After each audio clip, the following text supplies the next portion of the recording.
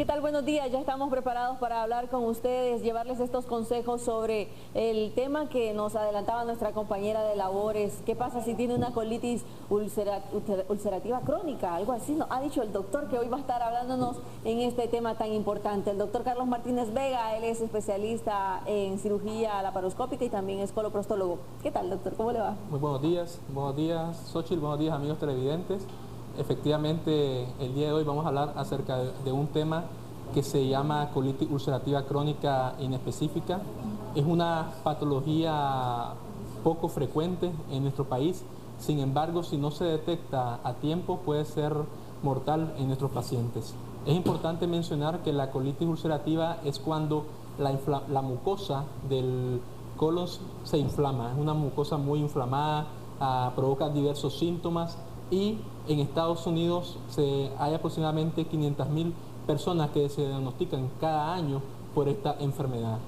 Con respecto al género, Xochitl, no hay ninguna diferencia, es muy frecuente tanto en el varón como en la mujer, 1 a 1 es la frecuencia, y por cada 100.000 habitantes va a haber de 8 a 10 casos a nivel mundial de esta enfermedad que se llama colitis ulcerativa. Nos decía nuestra compañera en la nota que preparó que esto es colitis sumado a úlceras que se van haciendo en el colon y que también presenta sangre en las heces, que la persona va a bajar de peso. ¿Es una manera de diagnosticarlo?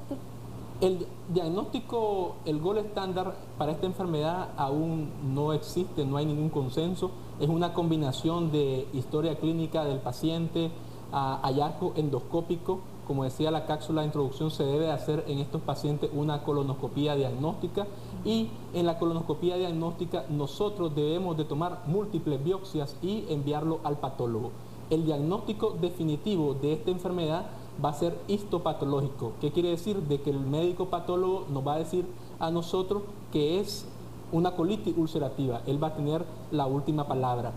Efectivamente, los síntomas, principalmente el 90% de los pacientes que presentan esta enfermedad van a presentar diarrea sanguinolenta, múltiples deposiciones, más de 8 deposiciones con sangre al día. Y esto va a provocar pérdida de peso, va a provocar anemia, además de eso también va a provocar la sensación de querer evacuar más y no poder. Esto nosotros lo conocemos como tenesmo. Además de eso va a haber alteración en el patrón evacuatorio.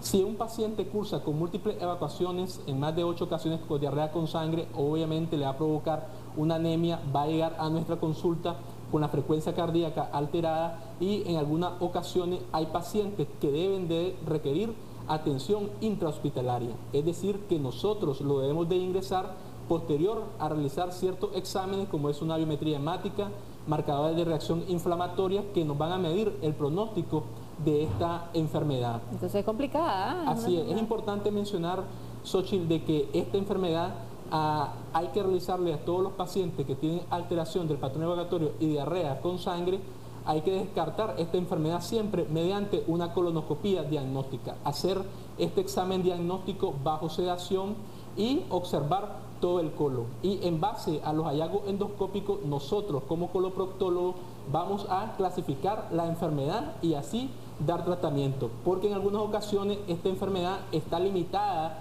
solamente en la región del recto y del colon sigmoide. En otras ocasiones abarca hasta el colon transverso, que es la mitad del colon, y en algunas ocasiones involucra a todo el colon. Esto se llama pancolitis y el paciente puede cursar con complicaciones si no se diagnostica en tiempo y forma esta enfermedad. Ok, hablemos de las causas, doctor. ¿Cómo es que una persona puede llegar a padecer de esa enfermedad? ¿Qué es lo que lo provoca? La etiología de esta enfermedad se encuentra en discusión. Hay muchas relaciones en el sentido que es inmunológico y genética asociado a una alteración en su vida social.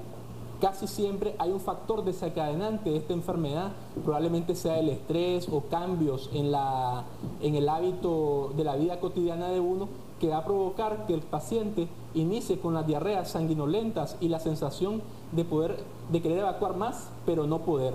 Por eso es importante mencionarle, hay algunos factores que refieren de que son protectores para evitar esta enfermedad, como se ha visto que los pacientes que ya se les quitó la apéndice los protege de esta enfermedad, y en otras ocasiones se ha visto que cuando un paciente lleva muchos años fumando más de 10, 15 años fumando y de pronto deja de fumar, se ha observado en los estudios que han realizado a nivel mundial de que incrementa la colitis ulcerativa cuando el paciente deja de fumar, pero previamente este paciente ha estado 10 o 15 años fumando. Esto no significa que debemos de fumar para protegernos de esta enfermedad, pero sí hay diferentes factores, pero no hay una etiología clara a nivel de esta enfermedad. Sí, lo claro y lo aconsejable en estos casos siempre, como les decía anteriormente, es hacer una colonoscopía y determinar de que esta enfermedad se presenta principalmente entre la segunda y la cuarta década de vida.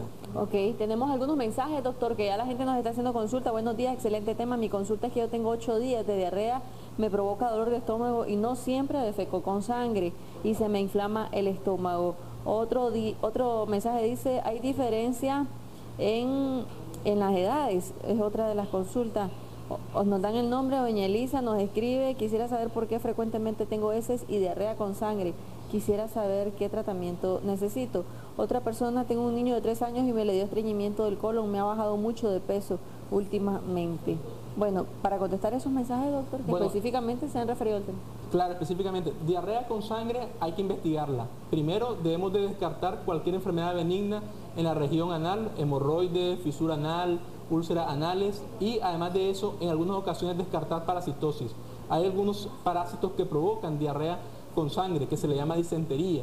Sin embargo, cuando el paciente hay un cambio en la alteración, en el patrón evacuatorio y hay otros síntomas asociados a la diarrea con sangre, hay que investigarla mediante un estudio endoscópico. Y lo mejor es realizar una colonoscopía bajo sedación en un centro que preste todas las condiciones, ya sea un hospital o un centro diagnóstico, en el cual nosotros podamos realizar este estudio y tomar biopsia y si hay algún pólipo retirarlo endoscópicamente. Tenemos a alguien en línea que desea consultar. Aló, buenos días. Sí, doctor. Yo tenía varias consultas que le iba a hacer. Yo para el 2013 tuve un problema. Me recibí una puñalada en el pulmón, me lo perforaron. Y luego de eso se me desarrolló la diarrea constante. Las diarreas son sin sangre, empezaron sin sangre. Y eventualmente las tenía con sangre, pero por allá. Y la cosa es que fue el Manolo Morales y me hicieron la colonoscopía que recomienda usted. Sí. Pero no me hicieron biopsia. Probablemente. Y no, solo me dijeron, usted tiene colitis ulcerativa severa. Solo eso me dijeron. Solo con ver. Es raro que no te hayan tomado biopsia, porque nosotros como médicos coloproctólogos endoscópicamente podemos sospechar en una colitis. Sin embargo, el diagnóstico definitivo lo va a hacer el patólogo, porque nosotros tomamos biopsia de la mucosa del colon en diversos puntos y el patólogo va a determinar si es una colitis ulcerativa o es otra enfermedad. Recordemos de que la colitis no solamente es ulcerativa, hay otros tipos de colitis y hay colitis de otros orígenes y causadas por otras enfermedades e incluso por parásitos. Por eso es importante siempre acudir a los médicos que somos coloproctólogos para determinar el diagnóstico de estas enfermedades. Ok, doctor, importante que hablemos sobre la manera de prevenir estos padecimientos. ¿Qué recomendaciones le da a los pacientes? Con respecto a lo de la colitis, la recomendación principal es lo de la dieta, tratar de tener una dieta saludable, dieta en ricas fibras vegetales, hacer ejercicios por lo menos unos 30 minutos diarios para evitar y tratar de disminuir el estrés que tenemos a diario nosotros y decir de que la colitis ulcerativa se puede curar y se puede tratar. Sin embargo, en algunas ocasiones, si este paciente no se trata adecuadamente, la colitis ulcerativa va a ir aumentando y va a involucrar todo el colon y en algunas ocasiones los pacientes se les necesita extirpar todo el colon, hacer una colectomía total y quedar sin el colon, porque se enferma en algunas ocasiones el colon por esta colitis ulcerativa, va incrementando poco a poco y lo importante es hacer un diagnóstico temprano y tratarlo en base a los hallazgos endoscópicos y a la localización de la colitis ulcerativa. Finalmente, doctor, me gustaría que se refiera a los niños, porque hemos recibido muchísimos mensajes que hace mención a niños de 8 años, de 4 años, que tienen estas características, dicen, y que les han hecho exámenes y todo. ¿Qué recomendaciones da? Con respecto a los niños, hay que recomendar de que siempre hay que hacerle antes un examen general de heces, una citología fecal, investigar de que si tienen parásitos o alguna otra enfermedad, y lo otro, tratar de la dieta en ellos. Si uno ve que el niño al comer cierto tipo de galleta muy salada o muy dulce le provoca una diarrea, hay que retirarla o si le provoca estreñimiento. Lo otro es tratar de darle a los niños muchos líquidos, tanto refrescos naturales como agua, y tratar de retirarle todo lo que es bebidas de soda, de gaseosa, porque no es adecuado en la edad infantil ingerir muchos alimentos sintéticos, ¿verdad? Es lo mejor lo natural, y recordar que ellos se encuentran en etapa de crecimiento y que deben de llevar un control con su pediatra de cabecera.